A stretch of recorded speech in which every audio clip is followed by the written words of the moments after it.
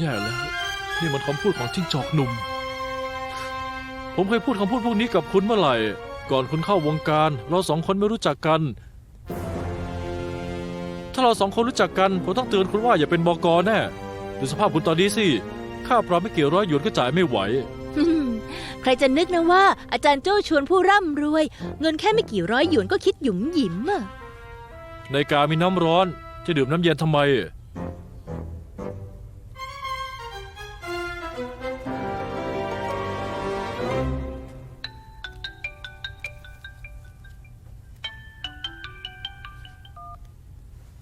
ฮัลโหลพี่สาวกลับมาแล้วเหรอโรงเตรียมยามาโลกค่อยคุยกันแล้วกันไปยุ่งกับเจียงอีเฉิงของเธอโน่นบอกแล้วนะบ๊ายบาย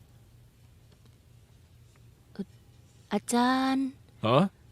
คุณมีแอคหลุมไหม เอาอีกแล้วแอคหลุมอะไรแอคหลักผมยังแทบไม่ได้แตะเลยจะมีแอคหลุมอีก ฉันยังไม่ได้บอกเลยว่าแอคหลุมอะไรอะ ไม่มีแอคหลุมอะไรทั้งนั้นน่ะเวยป๋อวีแชทคิวไม่มีสักอย่างคุณถามทำไมอ่ะ เปล่าค่ะ แค่ถามไปอย่างนั้นเองอะ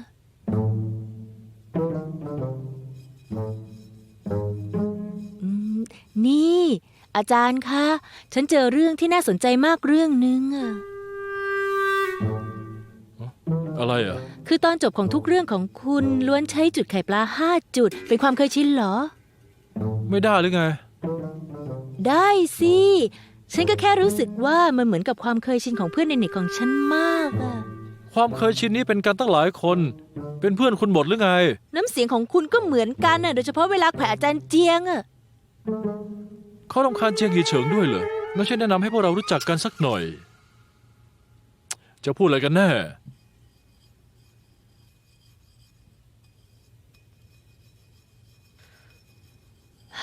อาจารย์คะ หืม คุณคือจิ้งจอกหนุ่มใช่ไหม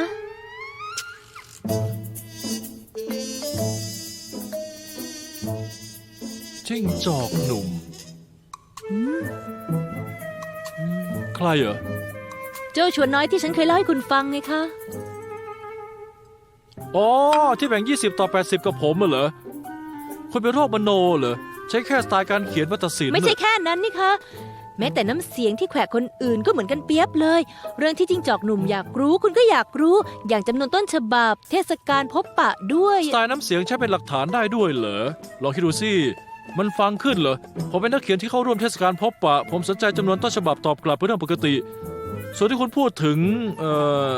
จิ้งจอกหนุ่มที่เขาอยากรู้คงเพราะเขาเป็นนักอ่านที่ติดตามผมนี่คุณโทรหาจิ้งจอกหนุ่มตอนนี้เลยถามว่าเขาคือผมใช่ไหมมาดิ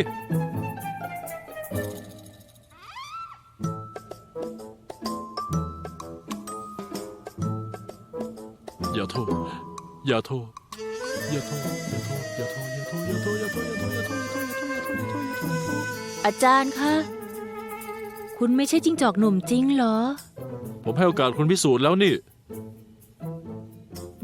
งั้นก็ช่างเถอะไม่ใช่ก็ไม่ใช่สิ ไม่ซักไซแล้ว ยกเลิกเตือนภัยเฮ้ยแต่ละวันเนี่ยหัวใจแทบจะวายแกมองฉันทำไมฉันยอมรับไม่ได้สิไม่ได้สารภาพตั้งแต่แรกอะถ้าเธอรู้ว่าฉันใช้แอคหลักแอคหลุมหลอกถามแล้วแตกหักกับฉันจะทำยังไงอะจิ้งจอกหนุ่มเป็นร่างอวตารของฉันถ้าเธอรู้เข้าแล้วเธอเอามาขู่ฉันบีบให้เซ็นลิขสิทธิ์ช่วยชีวิตกับเธอจะทำยังไงเอาละฉันว่าพี่สาวไม่ทำหรอกแต่เธอต้องหัวเราะย่อฉันแน่นี่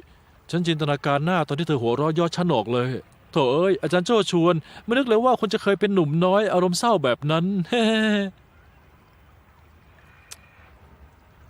เอ๊ะถ้าเธอเอาเรื่องนี้มาขู่ฉันแล้วมาทำกับข้าวให้เรากินจะทำยังไงฉันน่ะไม่เป็นไรแต่แกจะเปลี่ยนจากอาหารรสเลิศเป็นอาหารเม็ดแห้งๆได้เหรอฮะเพราะฉะนั้นเพื่อแกแล้วฉันยอมรับไม่ได้ไม่ลังเลแล้วยืนกรานไม่ยอมรับว่าฉันคือจิ้งจอกหนุ่มไปเถอะไป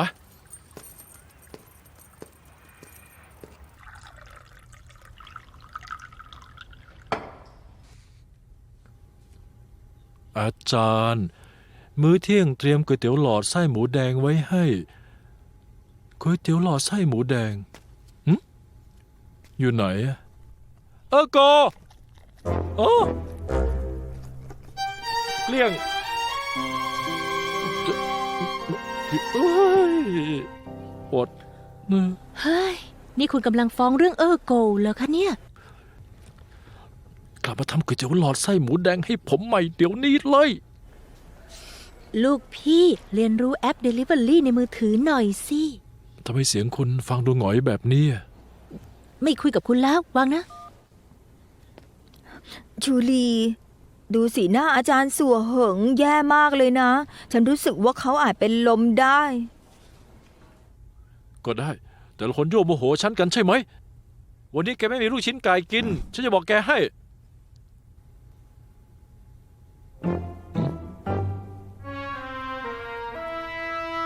คงไม่ใช่ว่าเธอนอนแล้วตื่นมาก็คิดได้ว่าฉันคือจิ้งจอกหนุ่มนะ จิ้งจอกหนุ่มไม่ได้ส่งข้อความหาทั้งคืนได้ที่ไหนกัน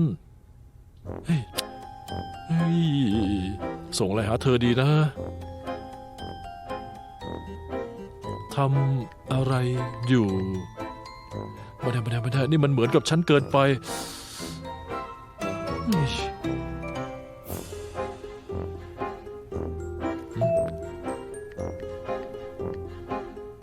อรุณสวัสดิ์เป็นอีกวันที่เปี่ยมด้วยพลังฉันจะรู้ว่าเธอยังสงสัยว่าฉันเป็นจิ้งจอกหนุ่มอีกไหม รองบกคุณล้อฉันเล่นใช่ไหมคะ ฉันกับหยวนเย่ร่วมงานกันมาหลายปีแล้ว คุณจะบอกว่าสิ้นสุดก็สิ้นสุดได้ยังไง เฮ้ยเราก็จนปัญญาเหมือนกันนะ พวกเราเคยพยายามแล้ว แต่ว่านี่มันเป็นการตัดสินใจของผู้บริหารเราก็ไม่อยากให้เกิดหรอก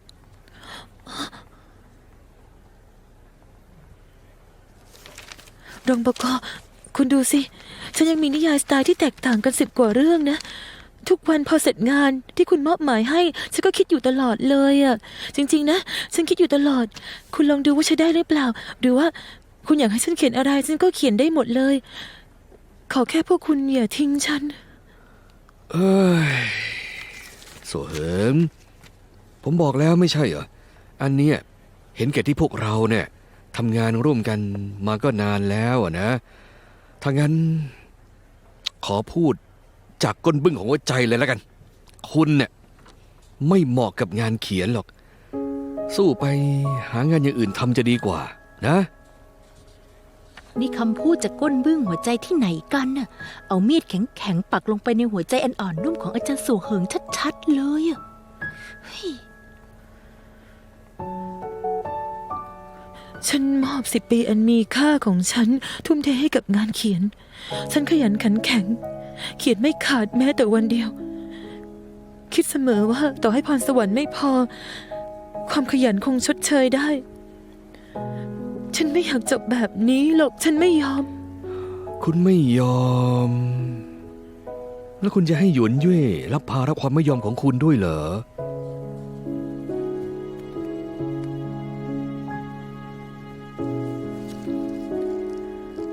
เข้าใจแล้วค่ะ เข้าใจ ดี เข้าใจงั้นก็ดี งั้นพวกเราก็ถือซะว่าจากกันด้วยดีนะ คุณก็เซ็นชื่อของคุณ ในสัญญานี้ก็เป็นอันเสร็จ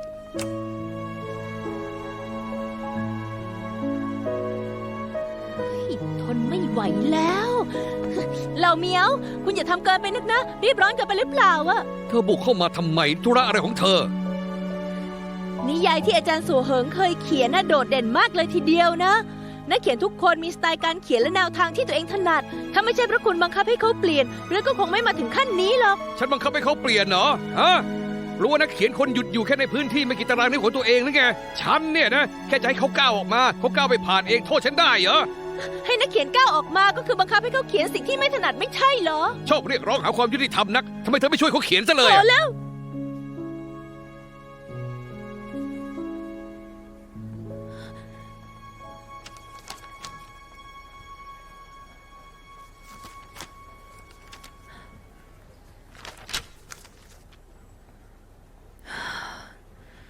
ที่จริงฉันรู้ทุกอย่าง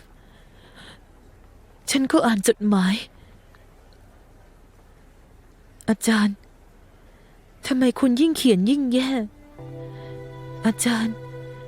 คิดถึงอักษรของคุณที่เปี่ยมด้วยจิตวิญญาณ ฉันรู้ทุกอย่าง ฉันเข้าใจทั้งหมดเพราะคุณไม่ต้องมาสงสารฉันหรอกยิ่งไม่ต้องเกี่ยงกันไปมาเหมือนฉันเป็นลูกบอลวันนี้เปลี่ยนบก.เป็นคนนี้พรุ่งนี้เปลี่ยนเป็นคนนั้น นี่โซเหิงต้นฉบับของคุณก็เอากลับไปด้วยสิ โยนทิ้งเถอะค่ะ อาจารย์สัวเหิงคะ สุเหิงสุเหิงสุเหิงแต่ฟังฉันพูดก่อนคุณไม่ต้องพูดแล้ว ฉันไม่อยากฟังคุณอธิบายว่ากระแสนิยมฉันมันต่ำแค่ไหน รอฉันหน่อยนะต้องยังมีวิธีสิ คุณทอดทิ้งฉันแล้ว พูดแบบนี้จะมีความหมายอะไรอีกล่ะ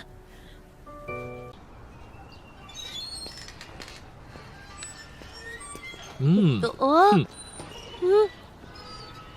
นี่อาจารย์โจ้ชวนทำไมถึงทำตัวเป็นเด็กๆแบบเนี้ยยังดึงเปียของผู้หญิงเหมือนนักเรียนประถมอีกอะ ผมรอคุณอยู่ตรงนี้นานแล้ว นี่ พวกคุณพักเที่ยงตรงไม่ใช่เหรอ นี่มันบ่ายโมงแล้วเนี่ย ตอนเที่ยงเรามีนัดกันเหรอคะ ฉันไม่เห็นจำได้เลย ผมอยากกินก๋วยเตี๋ยวหลอดไส้หมูแดง ให้ผมรอตั้งนานคุณต้องเลี้ยงผมสีหน้าแย่ขนาดนี้ เป็นอะไรไป ก็เพราะอาจารย์สัวเหิงไงจำนวนจดหมายตอบกลับเทศกาลพบปะน้อย ประธานหยางจะยกเลิกสัญญา ถึงสัวเหิงจะไม่ดียังไง ก็มีอีเหยาคอยหนุนอยู่ จะกังวลไปทำไม คุณรู้เรื่องของเขากับหัวหน้าบก.เหรอ เออก็รู้นิดหน่อย เฮ้ยถ้าหัวหน้าบก.ไม่สนใจอาจารย์สัวเหิงแล้ว เขาน่าสงสารมากจริงๆนะ สรุปแล้วมันเกี่ยวอะไรกับคุณเนี่ย ทำไมจะไม่เกี่ยวล่ะ เราเหมียวพูดแบบนี้ คุณก็พูดแบบนี้ แต่ฉันเป็นบก.นะ ในฐานะบก.คนหนึ่งฉันจะนิ่งดูได้มองนักเขียนที่มีพรสวรรค์เสื่อมถอยลงแบบนี้ โดยไม่สนใจได้ยังไงกันเล่า นี่เป็นความสามารถทางวิชาชีพ ถ้าวันนี้ฉันพยายามแล้วแต่ล้มเหลว ฉันจะไม่พูดอะไรเลย แต่ถ้าเป็นเพราะมันไม่เกี่ยวกับฉัน และถ้าเหมือนไม่มีอะไรเกิดขึ้น ฉันต้องไม่ให้อภัยตัวเองแน่ๆ ขอเพียงฉันยังเป็นบก.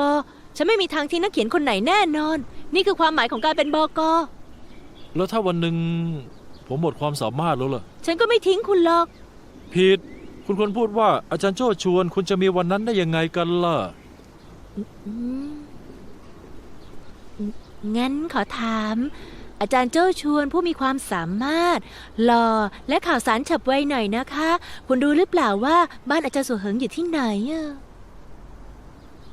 ผมเป็นปาปารัสซี่เหรอ ไปกัน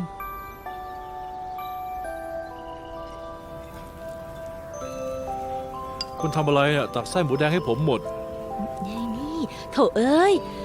คุณชอบกินไส้หมูแดงนี่กลัวคุณกินไม่พอ ให้คุณหมดเลย โถเอ้ยไปสืบหาข่าวประจบขนาดนี้ไม่ง่ายเลยจริง ๆ พนักงานครับเพิ่มไส้หมูแดง1 ชุด ได้ค่ะ พูดแบบนี้ไร้ความเห็นใจเกินไปหน่อยหรือเปล่าอะเพื่อสืบข่าวฉันถึงได้ประจบยังไงล่ะ ตั้งแต่รู้จักกันมา มีวันไหนบ้างที่ฉันไม่รับใช้คุณน่ะ แล้วคุณจะไปหาบก.สาวสวยน่ารักอย่างฉันได้ที่ไหนอีกอะปิ๊งปิ๊งปิ๊ง ส่งที่อยู่บ้านสัวเหิงให้แล้ว ขอบคุณค่ะอาจารย์โจ้ชวน ฉันจะไปหาเขาคืนนี้เลย คุณเป็นบก.ของใครกันแน่เนี่ยฮะกินข้าว อาจารย์สัวเหิงคุณอยู่บ้านไหมคะ อาจารย์สัวเหิงรีบเปิดประตูหน่อย อาจารย์สัวเหิงคะเปิดประตูหน่อยค่ะ ชุลี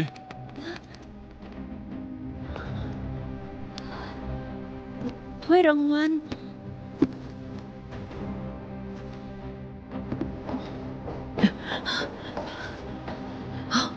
หัวหน้าบก.ค่ะอาจารย์สัวเหิงไม่ยอมเปิดประตูไม่รับสายด้วยล่ะค่ะ ฉันมีกุญแจ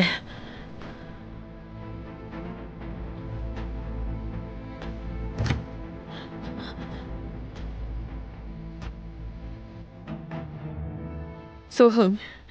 สุเหิง เรียกรถพยาบาลเร็ว อ๋อได้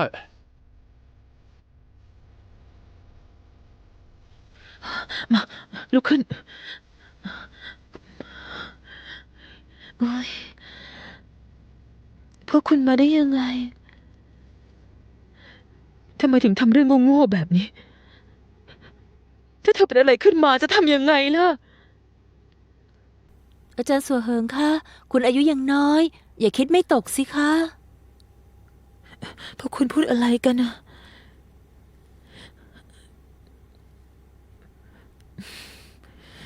ฉันไม่ได้คิดฆ่าตัวตายหรอก ช่วงนี้ฉันนอนไม่หลับ กินยานอนหลับเพิ่ม2 เม็ด ไม่นึกว่าจะหลับลึกขนาดนี้ คุณดื่มเหล้ามาใช่ไหมครับ แอลกอฮอล์จะเพิ่มประสิทธิภาพยานอนหลับ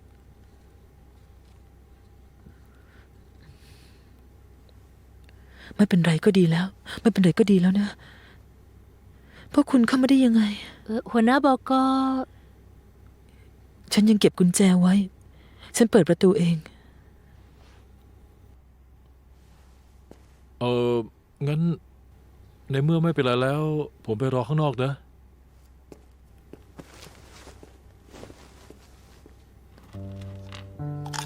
ช่วงนี้เธอ ยังนอนไม่หลับอยู่บ่อยๆอีกเหรอ เธอกินยาตลอดร่างกายจะพังเอานะ ต้องไปหาหมอ ฉันรู้จักหมอดีๆคนหนึ่ง ไม่ต้องมายุ่งกับฉัน หมอก็ช่วยฉันไม่ได้ สถานการณ์ของฉันรู้ตัวดีที่สุด ฉันไม่เป็นไรหรอก ทุกคนกลับไปเถอะ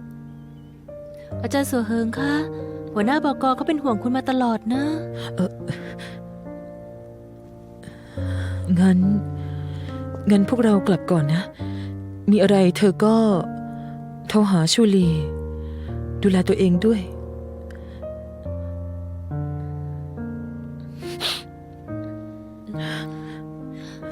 อาจารย์สัวเหิงคะ พวกเราไม่ได้ทิ้งคุณนะ ถ้าคุณยินดีแล้วก็ ฉันเป็นบกให้คุณได้ หยวน นะ เย่ก็ช่วยฉันไม่ได้ ไม่ต้องมาห่วงฉันหรอก พวกคุณไปเถอะ ไปเถ เดี๋ยว อะ ก่อน ทิ้งกุญแจเอาไว้